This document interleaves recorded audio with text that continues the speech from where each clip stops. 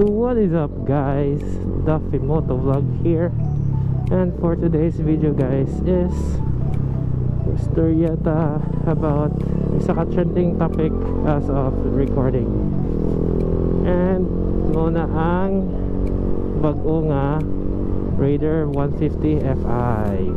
Yes sir, ganing karon sa social media guys is daghan kayong mixed reactions sa pag-release or pag-launch, especially itong earlier before pag yun na officially launch sa Pinas. Daghan na siya mga reactions sa social media warriors. Anyways, ang atong kuan is unsay ato ang first impression sa tinudan ay batian ko sa wuta ato headlight sa Pro, and then kato pong batok niya, pero sa katugayan okayhan ako sa atong batok na part sa headlight. Wala dili pa gid kayo na ako tanggap karon nga ato ang headlight igamit nila, and then mura gud pud to, and based on looks lang to nga judgment ako.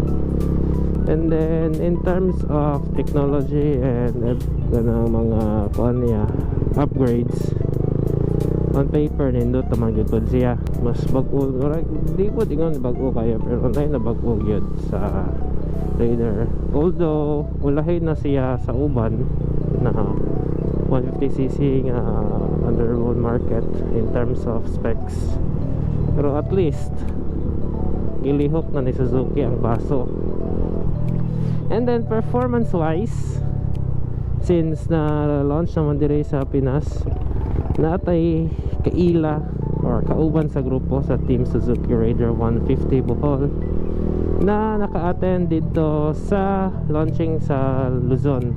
Not sure unsang track to ang ilahang venue, basta naka-test drive sila. Then shout out to Sir Glenn and Jundre. Grabe kayo, swerte kayo kay, if I'm not wrong, silang duha ang first nga taga Bohol nakatesting sa bagong Raider, katong Blade and tsaka si Pro. So before ta mo tackle sa ilang feedback, anang unsay ka ng mura o highlights ra sa upgrades from Blade to Pro. So silang duha is naka slipper clutch na kanang Suzuki clutch assist system, and then bigger radiator daw, and then murag na usab pud gamay ang digital panel, and then si Pro is naka ABS, unsa pa na keyless ignition na sad. And then also number one issue sa Raider is ang silbato. Ang horn nila, gibalhin na ang horn nila sa upper part, dapit na sa kanang sa ani nga Raider nga model. So murag bahog nga V1 is naa dire dapit sa reservoir sa iyahang ulan ang bago nga silbato. Kaya karon proceed ta balik to sa ilahang review or ilahang feedback sa pagtesting sa bagong Raider. Ang coordinate nagparehara pa silang duha og ni si Sir Glenn og si Bajon Dre o kanang insights nga mas nindot na ang handling ni Raider, which is tingod siguro kay naka slipper clutch na or katong clutch assist. And then ako sure if giuso ba ang frame tungod kay ni bulky nagamay ang kahas ni Raider karon, could be one also. So mas kuha na daw, mas nindot na ang iya handling, mas nindot na daw po ng power delivery, and then also sa ba to ABS, yeah, sa Pro man na siya, which is useful yun po na in terms of city riding or normal nga long ride, kana mga sudden brakes. And also basta sa personal daw different traged ang dating sa Raider nga bago, unlike sa mga photos lang bitaw.